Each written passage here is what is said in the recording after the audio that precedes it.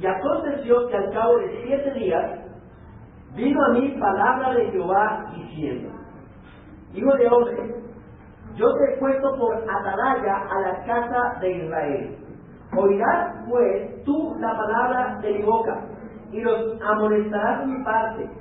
Cuando yo dijere al impío, de cierto morirá, y tú no le amonestares, ni le hablares, para que el impío sea perseguido de su mal camino a fin de que viva, el impío morirá por su maldad, pero su sangre le mandaré de tu mano. Pero si tú amonestares al impío, y él no se convirtiere de su impiedad y de su mal camino, él morirá por su maldad, pero tú habrás librado tu alma. Si el justo se apercibiere de su, si el justo se apartare de su justicia, e hiciere maldad, y pusiere de tropiezo delante de él morirá, porque tú no le amonestaste, en su pecado morirá, y sus justicias que había hecho no vendrán en memoria, pero su sangre le mandaré de tu mano. Pero si al justo amonestares, para que no peques, y no pecares, de cierto vivirá, porque fue amonestado, y tú habrás librado tu alma. Padre, Señor bendito, exalta tu palabra preciosa, exalta esa palabra viva y eficaz. Úsala, Señor, para que penetre nuestro corazón y discierna los pensamientos que hay en él, aquellos que no están conforme a tu voluntad, aquellos que se desvían de tu propósito, y que pongas allí esas palabras vivas para que haya en nosotros un andar correcto, que sean esas palabras que moran en nosotros, usadas por el Espíritu Santo, esa palabra tuya, que sea guardada en nosotros y que sea usada por el Espíritu Santo para que Cristo sea evidente en nuestra vida, para que el propósito de Cristo sea llevado a cabo en nosotros, predicar el Evangelio a toda criatura, no sentir paz cuando las personas se están perdiendo, no sentir paz cuando sabemos que nuestros hijos son impíos y que se pueden ir al infierno y que nosotros tenemos que hacer algo. Señor, ayúdanos, Padre, te lo pedimos en Cristo Jesús. Amén. Mis hermanos, hay un solo Dios, el cual es el creador de todo lo que existe, y en esa totalidad de la creación de Dios estamos nosotros. Dios creó al hombre y a la mujer a su imagen y semejanza. Y el hombre y la mujer originalmente fueron buenos en gran manera, como dice Génesis 1:31, cuando Dios terminó de hacer toda la creación en 7 días, en 6 días. ¿Por qué el hombre era bueno en gran manera? Bueno, porque tenía la imagen y semejanza de Dios, y había sido creado por Dios. Ese era el propósito por el cual el hombre fue creado. Este es el propósito aún. El hombre fue creado por Dios para glorificarle y disfrutar de su presencia para siempre. Pero cuando el hombre pecó, Génesis 3, quedó totalmente separado de Dios y sin la posibilidad, oígame bien, sin la posibilidad de que por sí mismo cumpliera el propósito divino. El hombre perdió la capacidad para cumplir el propósito divino. De manera que el hombre, cuando pecó, el hombre se alejó de Dios. El hombre quedó en un estado de separación de Dios y rumbo a una eternidad separado de Dios por su pecado en el infierno. Esa es la condición natural del hombre pecador. Pero aunque el hombre, oígame bien, aunque el hombre por voluntad propia se alejó de Dios, Dios tomó la iniciativa para buscar al hombre. Dios tomó la iniciativa para buscar al hombre. Dice Génesis 3:9 que cuando Adán pecó, 3:8, y Dios lo llamó, él buscó escondite, se escondió de Dios, y Dios dijo: Adán, ¿dónde está? Dios tomó la iniciativa para buscar al hombre. Y no solamente Dios tomó la iniciativa, sino que también estableció la manera para que el hombre volviera a él. Dios también estableció la manera. El plan redentor de Dios fue ideado por Dios para que el hombre volviera a Él. Y Dios plasmó en su palabra, en la Biblia, en este libro que nosotros tenemos aquí, de principio a fin, de Génesis hasta Apocalipsis, Dios plasmó en su palabra la historia de la salvación. La historia de la salvación. Pero además de eso, desde que el hombre fue creado hasta estos días, hasta la actualidad, a través de toda la historia, Dios mismo ha usado al hombre para proclamar su palabra. Y de esa manera mostrar a las personas el camino de la salvación, mostrar a las personas el maravilloso plan de redención divino. Es como dice el libro de Hebreos, en Hebreos 1:1, dice que Dios habló muchas veces y de muchas maneras en otro tiempo a los padres, ya fuera por medio de sueños, de visiones, de manifestaciones visibles de Dios, por los profetas. Dios habló de muchas maneras y de muchas formas por medio de los profetas. Estos profetas recibieron revelaciones directas de Dios y fueron usados por Dios para comunicarse al hombre. Dios usó a los profetas para comunicarse con el hombre. Dios levantaba un profeta, Dios demostraba su palabra de una u otra manera, porque su deseo era pronunciarse ante su pueblo, era darse a conocer y encaminarnos a Él. Ese es el propósito. Ese siempre ha sido el propósito de Dios. Y estas personas a las cuales Dios se les revelaba y Dios comisionaba para que ellos hablaran al hombre de parte de Dios, recibieron el nombre de profetas.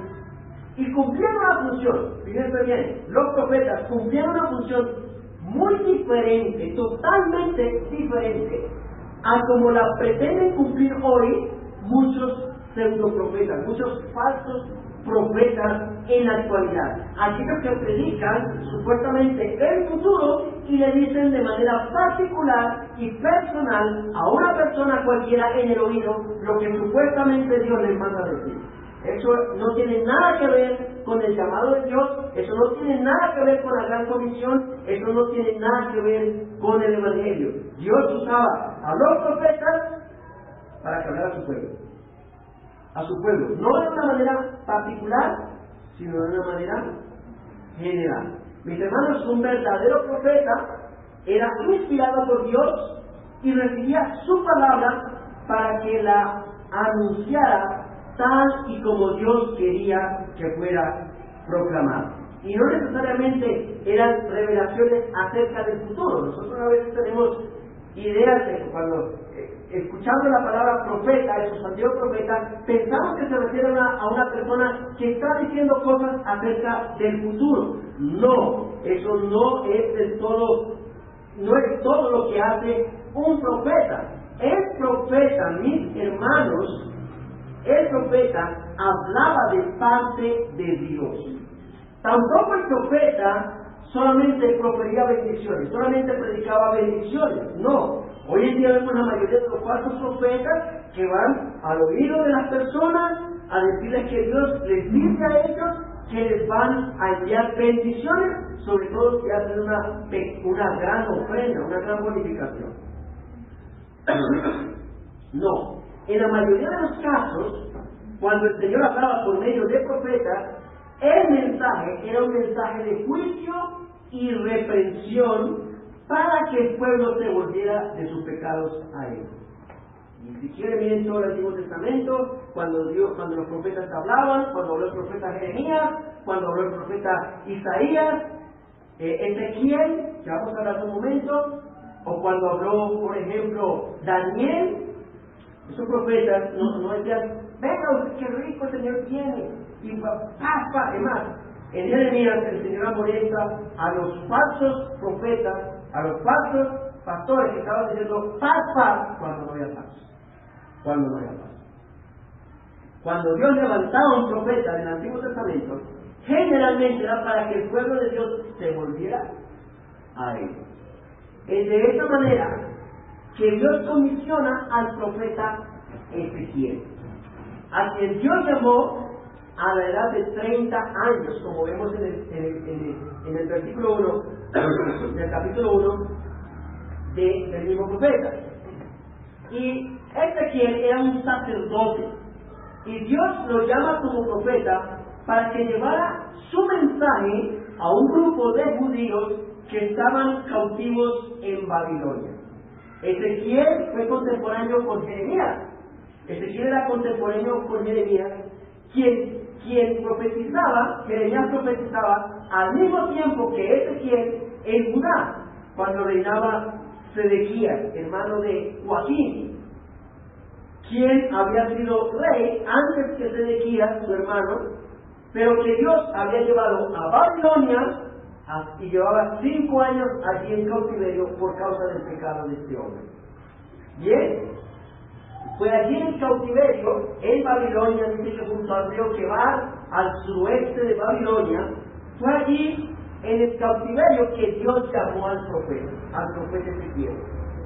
Y él comenzó este llamado, Dios comenzó este llamado al profeta, revelándole por medio de una visión, no solamente el llamado y su palabra, sino también manifestándole su gloria. Y lo comisionó para hablarle a los cautivos su palabra.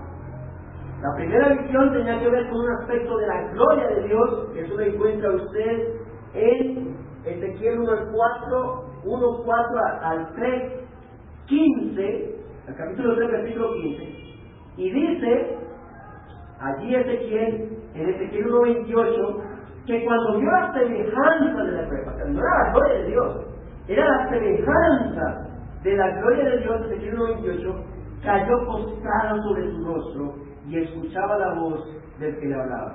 Muy diferente a como hoy la supuesta manifestación de la gloria de Dios, donde cae oro y esto, y solamente, supuestamente Dios manifiesta su gloria para satisfacer la avaricia de las personas. Pero no era así en ese tiempo, ni lo ha sido, ni es la verdad cuando Dios se manifiesta. No es así como hoy lo vemos en los falsos profetas de hoy día. Y para que el profeta pudiera estar de pie, claro, Dios manifiesta la semejanza de su gloria, y Dios habla. No era como yo estuviera hablando aquí y todo el mundo, aunque me suena un poquito de pronto molesto, si me acerco más al micrófono, me pudieran soportar. Pero es que es la voz de Dios el que está hablando. ¿Y qué pasó? El profeta cayó postrado sobre su rostro, dice. Y el profeta Dios hablaba y el profeta no podía sostenerse en pie ante la voz de Dios. Y para que el profeta pudiera estar de pie ante la gloria de Dios y escuchar con atención la voz de Dios, dice que entró en él, ¿qué? El Espíritu. En él entró el Espíritu. Ezequiel 2:2. En él entró el Espíritu de Dios. Entró el Espíritu y el Espíritu lo levantó sobre sus pies para que pudiera oír con entendimiento y obediencia a Dios. Y era Dios quien lo estaba comisionando para ir a los hijos de Israel, es decir, a su propio pueblo, que como veíamos hace un momento, se encontraban en Babilonia en cautiverio por causa de sus pecados. Así que Ezequiel debía ir a sus conocidos, a su gente, a quienes Dios también describe en el versículo 3 del capítulo 2 como gente rebelde. En el versículo 3 del capítulo 2 como gente rebelde, personas que se habían rebelado contra Dios todo el tiempo, dice ahí, gentes rebeldes que se rebelaron contra mí, y sus padres se han rebelado contra mí hasta este mismo día, dice el versículo 3. Y también eran personas duros de rostro, versículo 4, y de empedernido corazón, es decir, eran tercos, y muy seguramente no iban a escuchar al profeta, sino que al contrario podían endurecer más sus corazones podían endurecer más sus mentes para no escuchar la voz de Dios por medio del profeta. A estas personas tenía que hablarles el profeta de parte de Dios. Escucharan o dejen de escuchar. Tuvieran o no disposición para oír, el profeta debía decirles: así dice el Señor.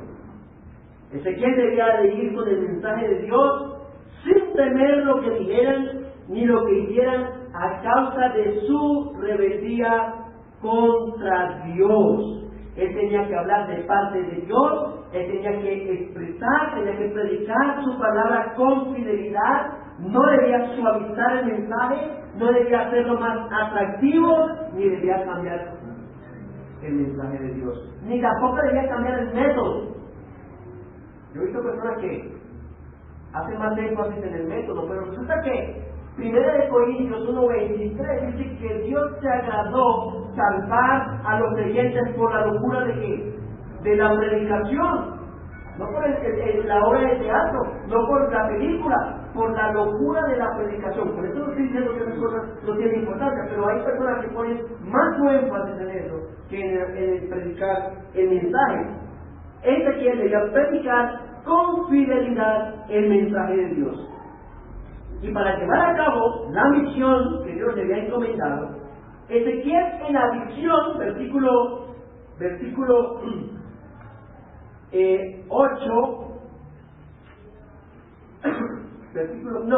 9 del capítulo 2, Ezequiel en la visión recibió un rollo escrito por todas partes, y sus escritos contenían ¿qué? Endechas. ¿Saben qué es una endecha? Canciones fúnebres, canciones para entierros. Eso es una endecha. Lamentos también contenía este rollo y declaraciones de juicio. Estas palabras que contenían el rollo que recibió el profeta eran advertencias para los rebeldes israelitas que estaban en cautiverio debido a su propio pecado. ¿Y qué tenía que hacer el profeta con el rollo? El profeta debía comer el rollo y consecuentemente hablar el mensaje de Dios a este pueblo. Él debía aferrar en su corazón todas las palabras que Dios le daría y luego ir a los rebeldes con el mensaje y darles el mensaje, escucharan o dejaran de escuchar, quisieran o no escucharlo. Ezequiel debía de proclamar todo lo que Dios le había dicho, sin omitir nada. Una tarea, mis hermanos, nada fácil. Una tarea tremendamente difícil. Es por eso que el profeta tuvo que ser fortalecido, como dice ahí el versículo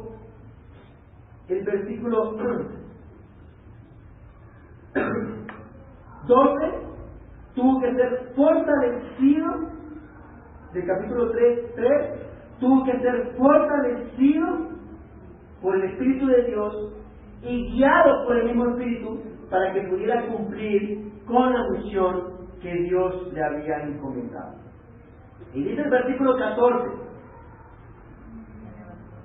del capítulo 3 que el profeta fue ¿con qué? ¿Con alegría?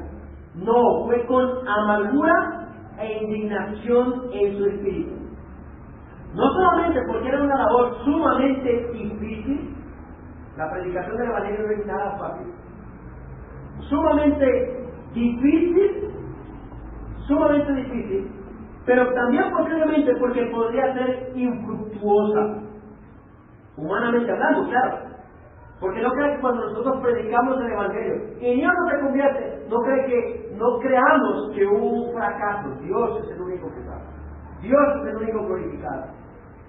Hayan o no hayan conversiones, Dios es glorificado cuando nosotros predicamos el Evangelio. Y ya lo vamos a ver por qué.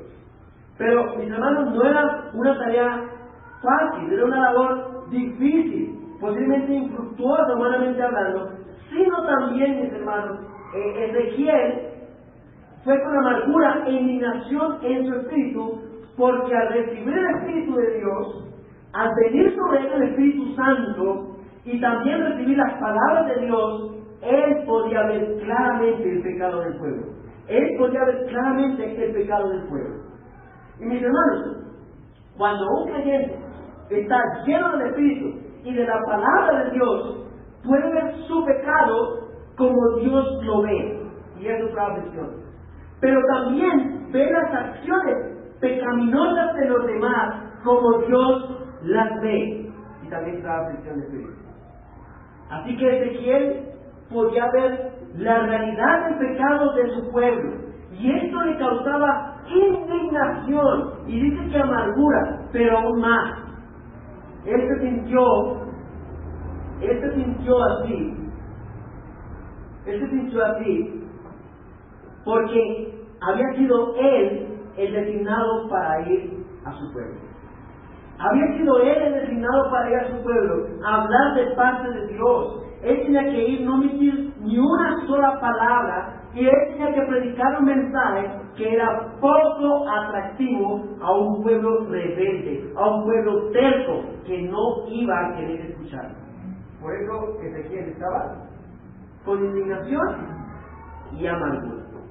Y cuando fue al pueblo, dice el versículo 15 del capítulo 3, que fue a los cautivos en Tel Aviv que moraban junto al río Quebar, al sur de Babilonia, él dice que se sentó con ellos donde estaban ellos sentados y permaneció ¿cuánto? 7 días. Dice que atónito, posiblemente asombrado, horrorizado por todo lo que había visto y oído de parte de Dios, por todo lo que había visto y oído. Pero aún más, tal vez él estuvo todo ese tiempo atónito, tal vez estuvo todo ese tiempo asombrado, porque era él ahora el que tenía que hablarle todas esas cosas que había escuchado de Dios, cosas que no eran agradables de escuchar a un pueblo rebelde. Ahora, no sé, mis hermanos, pero yo me he sentido muchas veces como Ezequiel.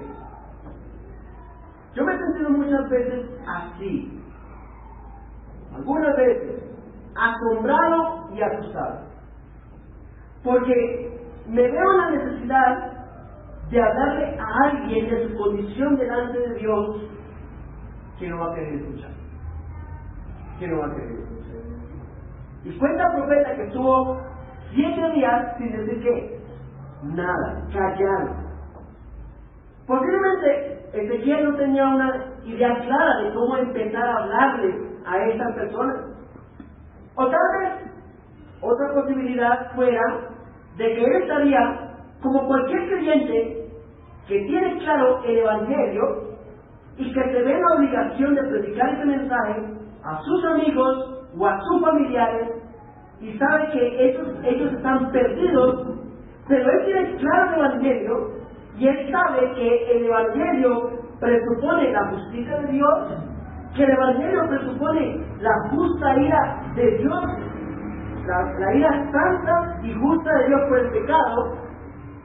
Pero también él sabe que ellos, sus familiares, sus personas queridas, saben, o ellos tienen la idea errada de que Dios los ama, de que Dios está contento con ellos, y que al final, como Dios es amor, los va a perdonar. Hay muchas personas que tienen ese concepto, muchos de nuestros familiares tienen ese concepto. Pero ese hermano que no tiene, va y se queda callado, está pensando, él sabe que no es así, y entiende que para que ellos puedan asimilar la buena noticia que el Evangelio proclama, que ellos puedan asimilar el Evangelio como la buena nueva, como el regalo de gracia y como el único medio de salvación, tiene que hablar desde la mala noticia que el Evangelio presupone. Entonces él está callado, él no sabe cómo empezar a hablar de esas personas que tienen una idea errada de Dios y que aparte de eso se creen buenas. Pero él sabe que tiene que comenzar a hablar de su pecado y no sabe cómo hacerlo. Posiblemente Ezequiel estaba de esa manera. Y cuenta, y Ezequiel no sabe cómo empezar, está allí callado y pasa el tiempo. Y Ezequiel sigue callado, pasan los días, 7 días, y Ezequiel sigue callado. Y yo creo, mis hermanos, que la situación del profeta es muy similar a la de muchos de nosotros. ¿Cuánto nos hemos quedado o cuánto nos hemos sentido de esa manera? Asustados, porque sabemos que si le hablamos del pecado y de la indignación de Dios por el pecado a nuestros seres queridos, a nuestra gente, se van a ofender. ¿Cuántas veces nos hemos sentido en esa situación de que si les hablamos del pecado, de que Dios está hallado por su pecado, de que están en un camino de condenación, de que están separados de Dios y que Dios ha dicho que la paga del pecado es la muerte? ¿Cuántos se han sentido asustados porque posiblemente se van a ofender, no nos van a escuchar, nos van a sacar de su WhatsApp o del grupo de amigos de su fe? ¿Cuántas veces nos hemos sentido asustados por eso? Bueno, yo sí me he sentido algunas veces así. Y he tenido que reconocer para mi vergüenza que varias veces me he quedado callado y he pecado contra Dios. Muchas veces me he quedado callado. Hermano, no crea que la labor de anunciar el Evangelio es algo fácil. No crea eso, sobre todo para los que entendemos que para que la buena noticia del Evangelio sea entendida como una buena noticia, para que cobre sentido para los que nos escuchan como una buena noticia, debemos hablar desde la mala noticia que el Evangelio da por sentado de antemano, que es la justicia de Dios, que es la pecaminosidad del hombre y la indignación de Dios por el pecado, como ya lo hemos visto en Romanos 9:3, en esa proclama que Pablo da del Evangelio inspirado por el Espíritu Santo. Y tal vez esto estaba pasando solamente del profeta, estaba callado, no sabía cómo iniciar, hablarle, tal vez posiblemente tenía miedo, pero saben, mis hermanos, para el profeta no era una opción que hace callar. No era una opción, no era opcional que él fuera y les hablara la palabra de Dios. No era si él quería o no hacerlo. No era una opción la misión del profeta. Era una misión a la que Dios mismo le había llamado, y Dios mismo le coloca el nombre de esa misión. Miremos el versículo 16. Dice: y aconteció que al cabo de 7 días, los 7 días que estuvo callado, vino a mí la palabra de Jehová diciendo. Fíjense que la Biblia no nos dice la razón por la que Ezequiel demoró todo ese tiempo sin hablar. Ya vimos las posibilidades. Pero fue después de ese tiempo, cuando vino nuevamente la palabra del Señor al profeta, esta vez describiéndole la función de su llamado. Dios lo había colocado como ¿qué? Como atalaya para Israel. Una atalaya de parte de Dios. ¿Y qué es una atalaya? Bueno, una atalaya no es la revista que reparte ciertas sectas. No crean que es eso que ya Ezequiel estaba repartiendo las atalayas. No es eso. Una atalaya era un vigilante, un centinela, que era puesto en una torre que también se llamaba de esa manera atalaya. Tanto la torre donde estaba la atalaya como el atalaya mismo se llamaban igual. Era puesto en esa atalaya, en esa torre, para vigilar ¿qué? La ciudad. Y de esa manera vigilar la ciudad, protegerla de cualquier peligro proveniente de afuera, ya fuera una incursión enemiga, o ladrones que venían a saquear la ciudad, o un desastre natural como un tornado, un deslizamiento de tierra, etc. El atalaya debía estar en esa atalaya, en esa torre, en el punto más alto. ¿Para qué? Para ver afuera lo que otros no podían ver, para ver más allá de lo que los que estaban adentro veían. Pero ese es en sentido literal.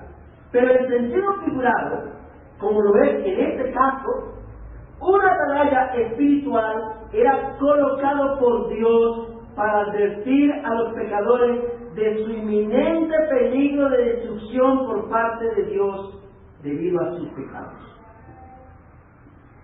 Y como esta era la función real del profeta, Dios lo había colocado como atalaya. Dice el versículo 17: Hijo de hombre, yo te he puesto por atalaya a la casa de Israel. Oirás pues tú la palabra de mi boca y los amonestarás ¿de qué? De mi parte. Fíjense, mis hermanos, la tarea del profeta como atalaya tenía dos responsabilidades implícitas ahí, la primera parte.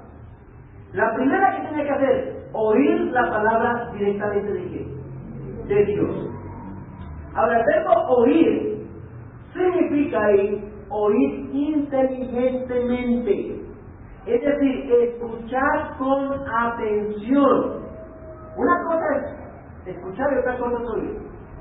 Escuchar es, muchos me están escuchando, las palabras solamente le están llegando por acá y le rebotan, pero hay otros que tal vez están oyendo con atención, están procesando la información, la están llevando a su cerebro, la están tratando de entender. Eso es lo que tenía que hacer el profeta. Oír inteligentemente, oír con atención y entendimiento para obedecer. Es escuchar con una mente entendida y darle obediencia a lo que escucha. Ahora, este oír, el profeta, Dios le dice: oirás pues tú la palabra de mi boca. Este oír requiere un ejercicio espiritual e intelectual. Y para que el profeta pudiera oír la palabra de Dios, para que el profeta pudiera entenderla y obedecerla, e ir al pueblo y anunciarla con denuedo, debía de estar con él también el Espíritu de Dios. Por eso el Espíritu de Dios estaba con él. De manera que el mismo Espíritu Santo le daba la capacidad al profeta para que pudiera oír con entendimiento la palabra de Dios. Mis hermanos, la palabra de Dios, el escuchar la palabra de Dios, no se puede escuchar solamente con el ejercicio de la mente humana, porque es la mente infinita de Dios frente a la mente pecaminosa, limitada e insignificante del hombre. De manera para que el hombre pueda escuchar con atención la palabra de Dios, para que él pudiera oír la palabra de Dios, oír inteligentemente, Dios le dio ¿qué? El Espíritu Santo. El Espíritu Santo para que pudiera escuchar. Dios obró a través del Espíritu Santo para que el profeta pudiera entender la palabra y dirigirla al pueblo con fidelidad. Por eso vemos que el profeta cayó postrado sobre su rostro cuando tuvo la visión de Dios y Dios habló y se le dio el Espíritu Santo para que escuchara la palabra. La segunda responsabilidad, debía escuchar la palabra, que había recibido el Espíritu. La segunda, amonestar de parte de quién? De Dios. Y eso encierra la mayor parte de su trabajo como atalaya. Porque el amonestarle de parte de Dios tenía que ver con advertirle, con prevenirle del peligro inminente que venía sobre ellos. ¿Qué tenía que hacer el profeta? Oír la palabra y amonestarle de parte de Dios. Estas dos responsabilidades comprendían la labor de atalaya para el profeta. ¿Por qué? Porque el atalaya literal, el que se subía a la torre para vigilar la ciudad, él recibía las instrucciones directas del superior acerca de los peligros a los que la ciudad podía enfrentar: ladrones, incursiones enemigas o desastres naturales. Y eso era exactamente lo que correspondía el profeta como atalaya en la parte espiritual.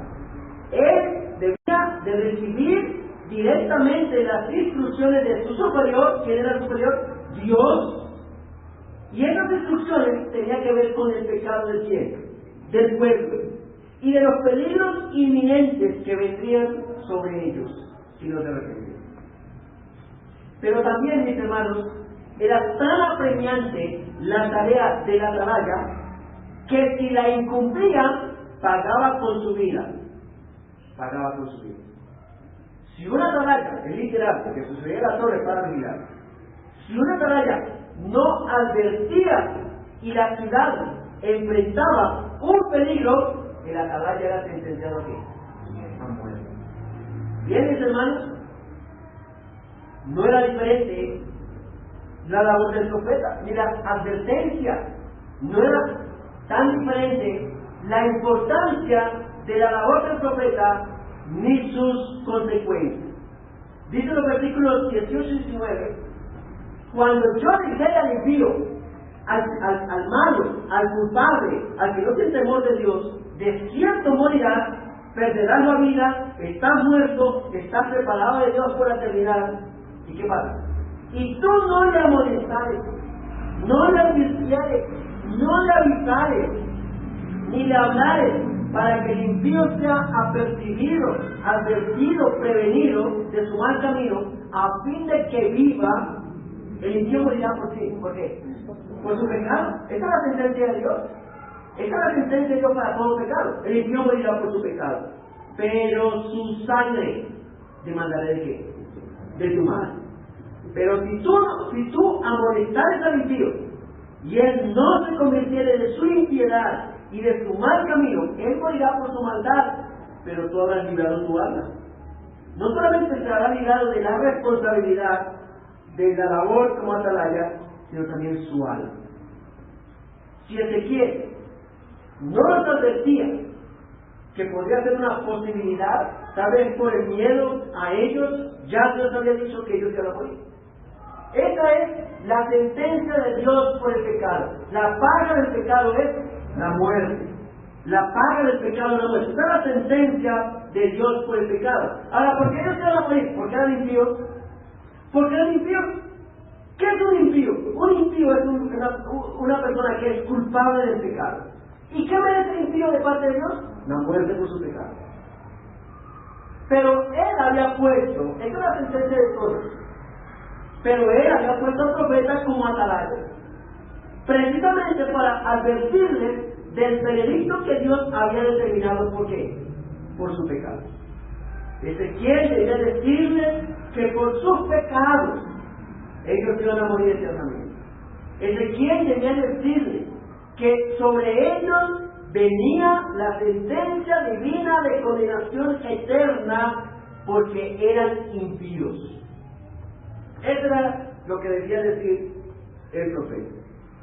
Mis hermanos, qué manera tan aparentemente dura de amonestar. Pero ese es el mensaje de Dios. Ese era y sigue siendo el mensaje de Dios.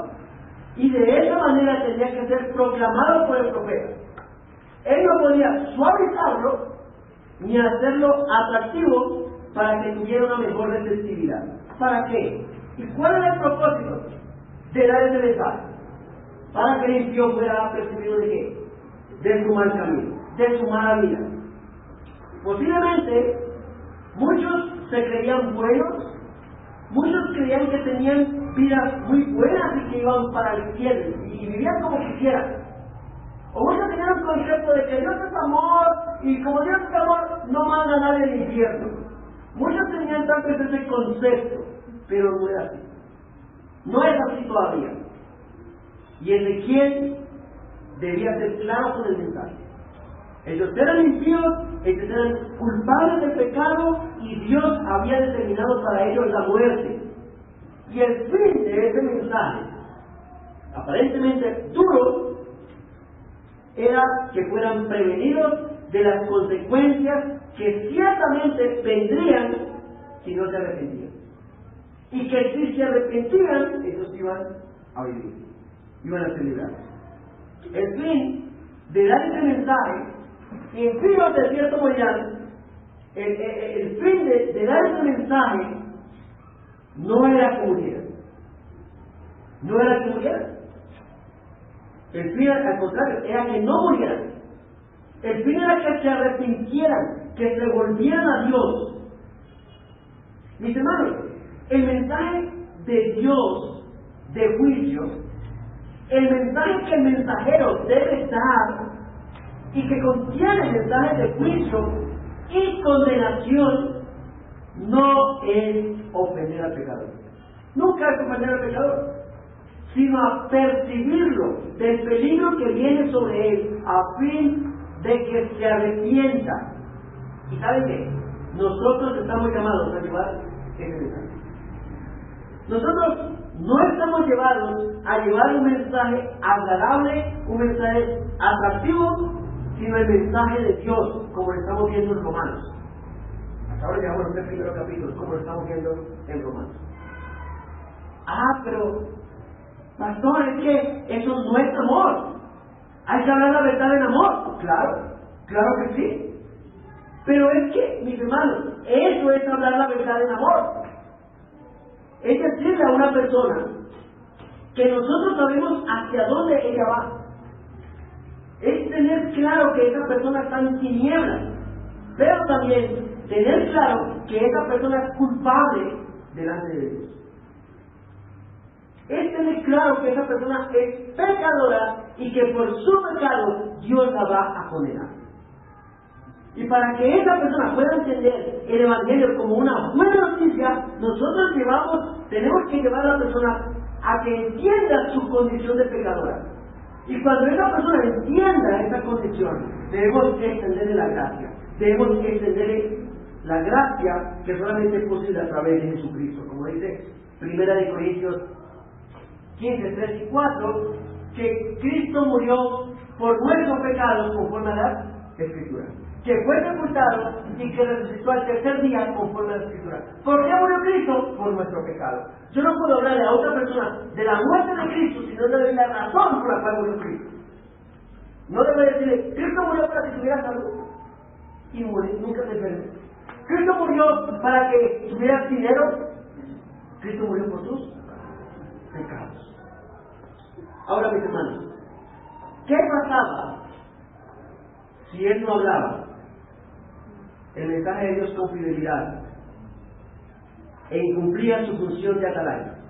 Bueno, Cristo iba a morir, porque esa es la sentencia que estaba sobre él, y es la sentencia que está sobre toda la persona sin Cristo, y es la sentencia que ha sido dictada por el juez justo. Pero Ezequiel sería responsable de esa muerte. ¿Por qué? Porque no la avisó del peligro. No la avisó del peligro espiritual en el que estaba. ¿Cuál era su función? Amonestarlo y advertirle. Y si no lo hacía, Dios iba a culparlo de esa muerte.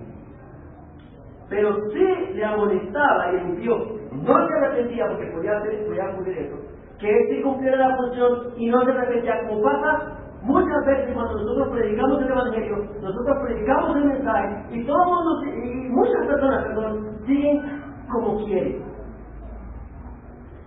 Dice el versículo 9, que igual va a morir por su pecado, pero el atalaya habrá librado que su alma. Esto nos enseña, mis hermanos, que la tarea del profeta no era convertir a las personas. No era convertir a las personas.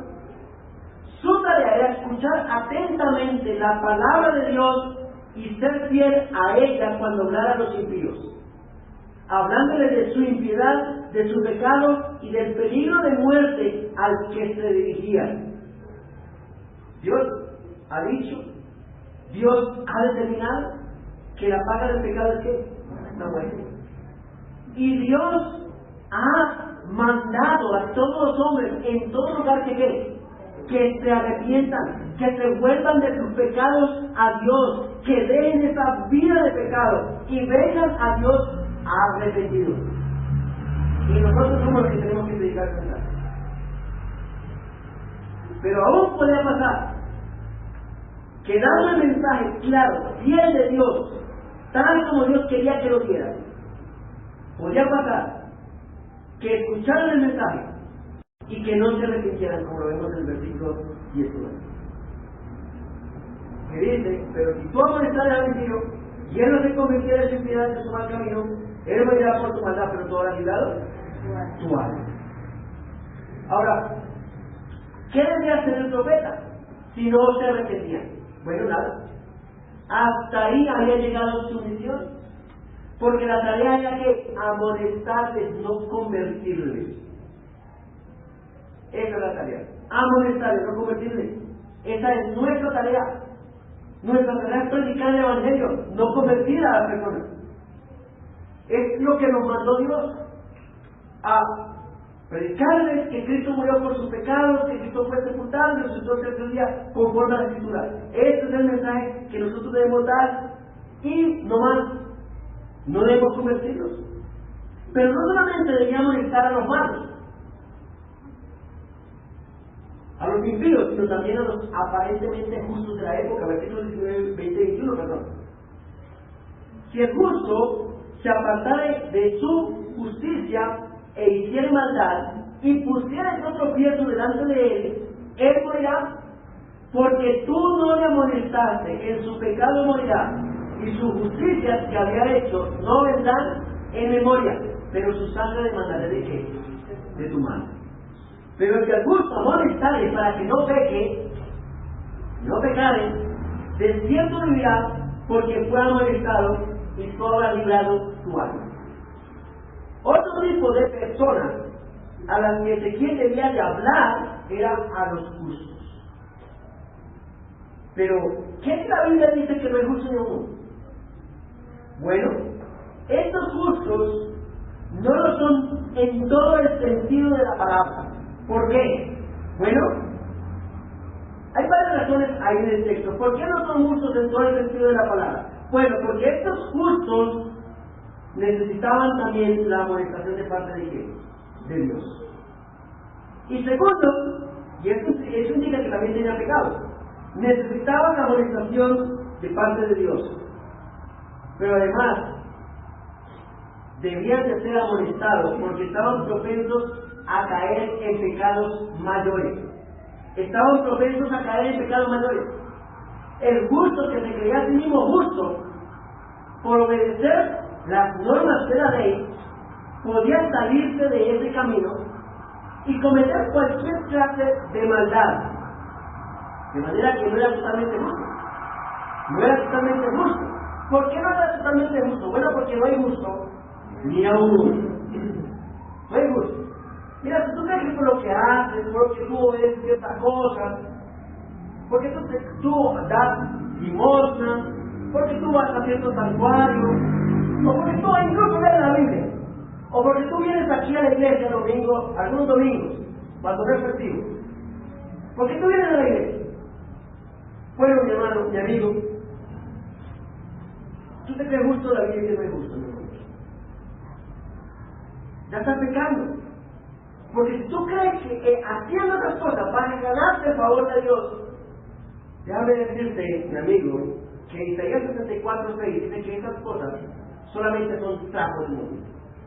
Son trapos de inmundicia, porque no hay justo ni a uno. Y aún tenemos que amonestar a esas personas. Aún tenemos que mostrarle a esas personas su condición de pecado. Pero si el profeta no los amonestaba, si el profeta los amonestaba, o no les amonestaba, perdón, y ellos pecaban y morían de sus pecados, Dios iba a demandar su vida de qué? De la mano de Dios. Porque su responsabilidad era amonestar. Pero si él les predicaba y los justos, que se creían justos, cometían pecados y no se arrepentían, igual iban a morir por su pecado. Pero el profeta había que librado su responsabilidad. De manera, mis hermanos, que la responsabilidad del profeta, como la responsabilidad de cualquier creyente que tiene la tarea de predicar el Evangelio, todos tenemos la misma tarea. La responsabilidad del profeta estaba en oír con atención, ¿qué cosa? La palabra de Dios, fielmente amonestar a los pecadores, no solamente a los que abiertamente practicaban el pecado,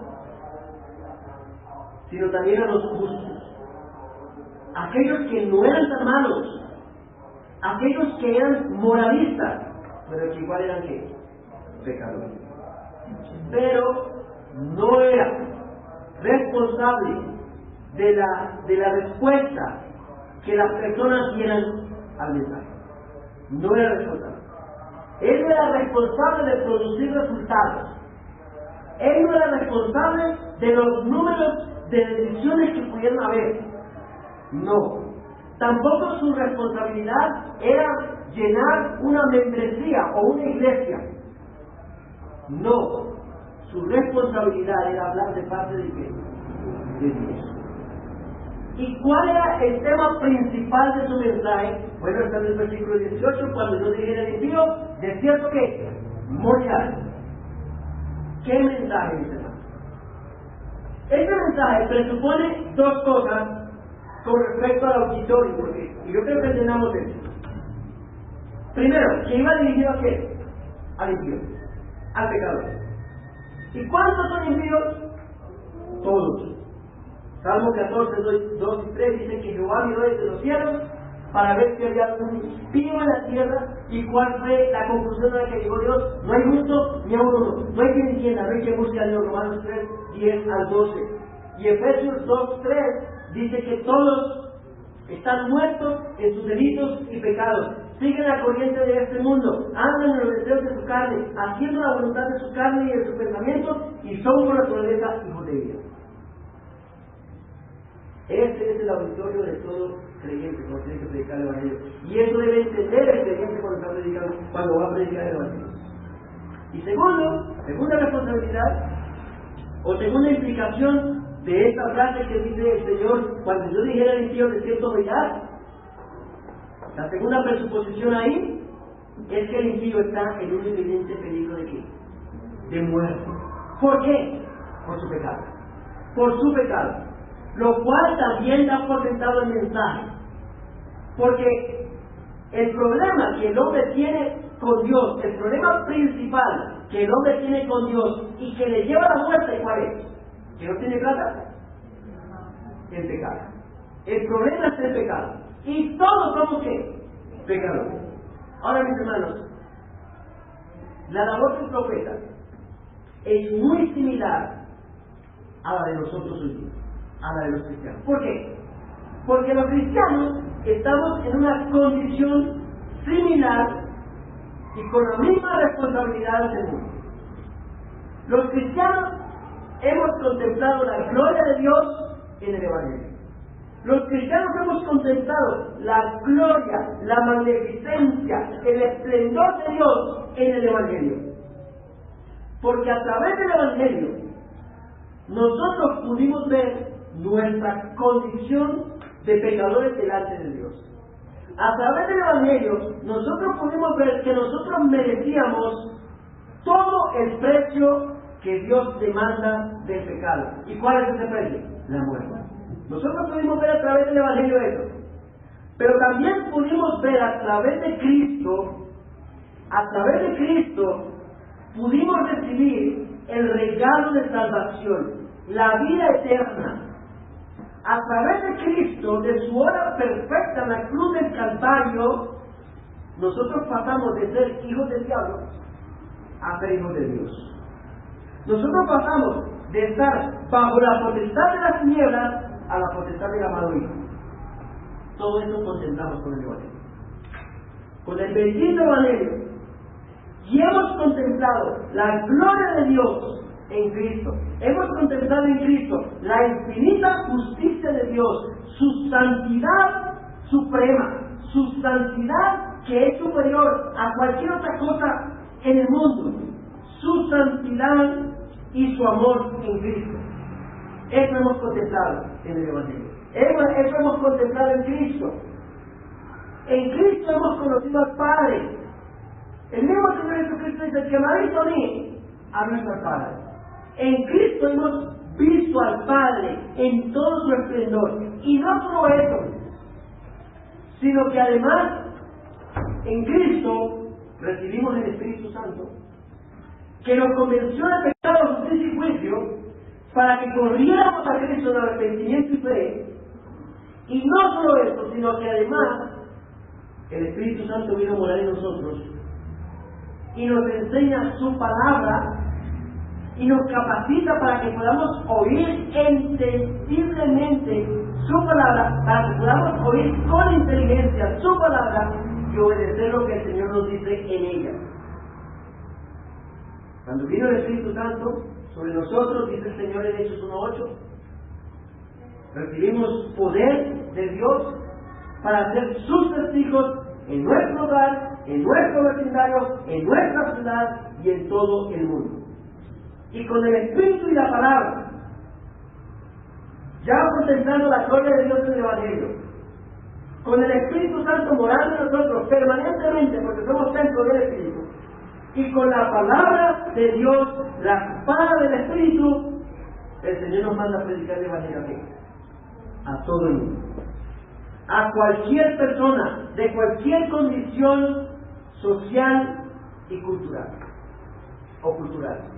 El bendito Evangelio que habla que Cristo murió por nuestros pecados conforme a la Escritura, que fue sepultado y que Cristo resucitó al tercer día conforme a la Escritura. Ese es el bendito Evangelio. Sin embargo, muchas veces no sabemos qué decir. Tal vez porque desconocemos la razón del Evangelio, desconocemos lo que el Evangelio presupone, que el Evangelio presupone el pecado, que es la causa principal por la cual el Señor Jesucristo tuvo que venir a este mundo a hacerse como uno de nosotros. El pecado fue la causa por la cual Cristo se humilló hasta lo sumo y murió en esa vergonzosa cruz como si fuera un criminal. ¿Saben por qué? Por nuestro pecado. Cristo no se humilló haciéndose uno como nosotros y murió en la cruz del Calvario para que tuviéramos salud inmune y nunca nos enfermáramos. No. Tampoco vino aquí a ser un hombre como nosotros para que tuviéramos dinero a montones. No, tampoco. Sino porque éramos pecadores, estábamos separados de Dios, merecíamos la muerte y Dios es totalmente justo. Si nos mandaba al infierno, se nos dio siempre a Cristo a ocupar nuestro lugar en la cruz, para que nos arrepintiéramos y creyéramos en esa bendita y toda suficiente obra de Cristo, para que fuéramos perdonados de todos nuestros pecados y comenzáramos una nueva vida en Cristo por toda la eternidad. Y ese precisamente es el mensaje que nosotros debemos dar al mundo. Pero pastor, ¿no es mejor hablar del amor de Dios y de los planes maravillosos que Dios tiene para las personas que hagan la oración de fe? No, y 1000 veces no. No es eso. Porque eso no es lo que dice la palabra de Dios.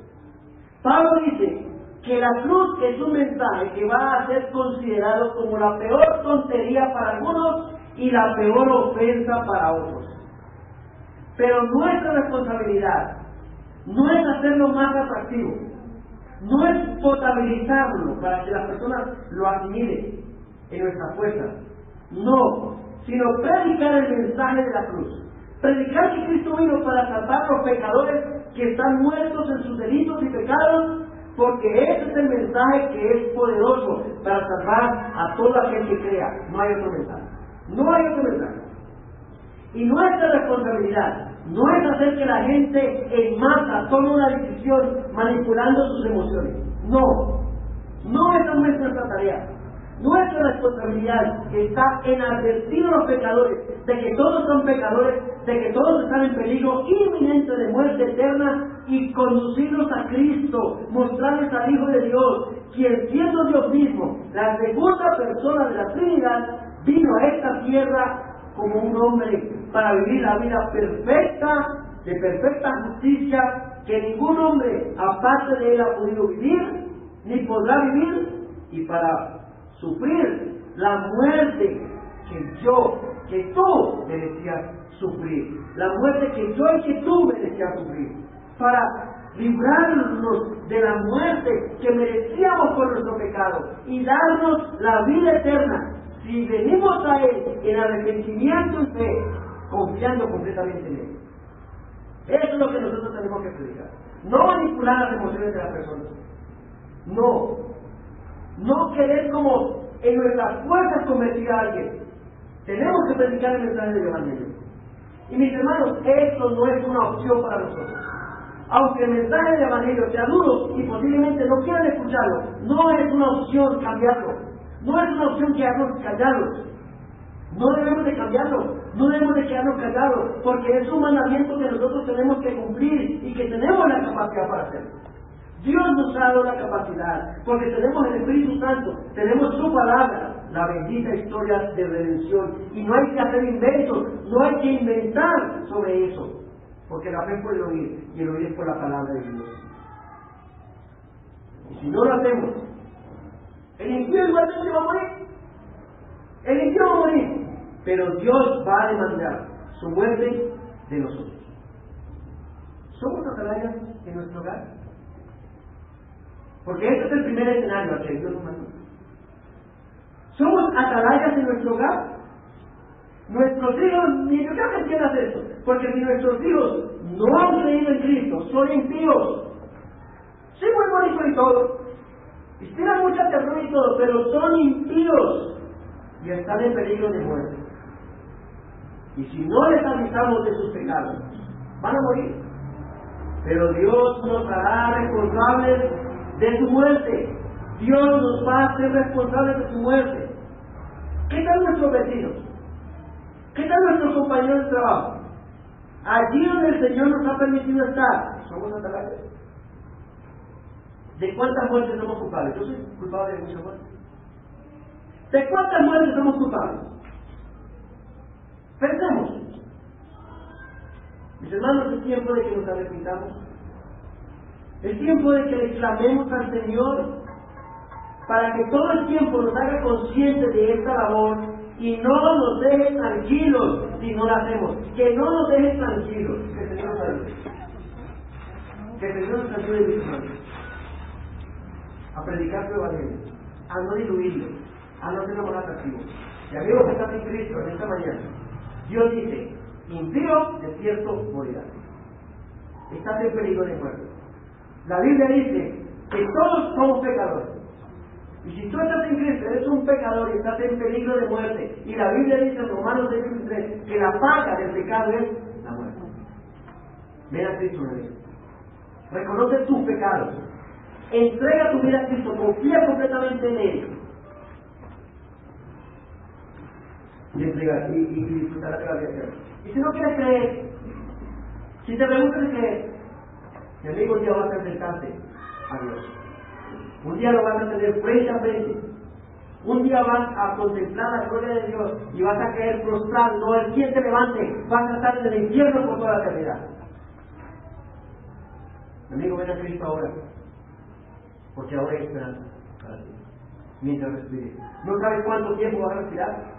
No somos dueños de la vida. Puede ser que hoy, ahorita, y tu corazón esté dando tic, tic, tic, tic, tac, y no más. Y pases a la presencia de Dios. Y enfrentes el juicio. ¿Cómo sé que va a estar ahí? La Biblia dice que todos somos culpables. Pero solo en Cristo hay verdadera, vamos a ser absueltos completamente de los pecados por lo que Él hizo en la cruz. Ven a Cristo, mi amigo. Ven a Cristo. Yo te lo pido.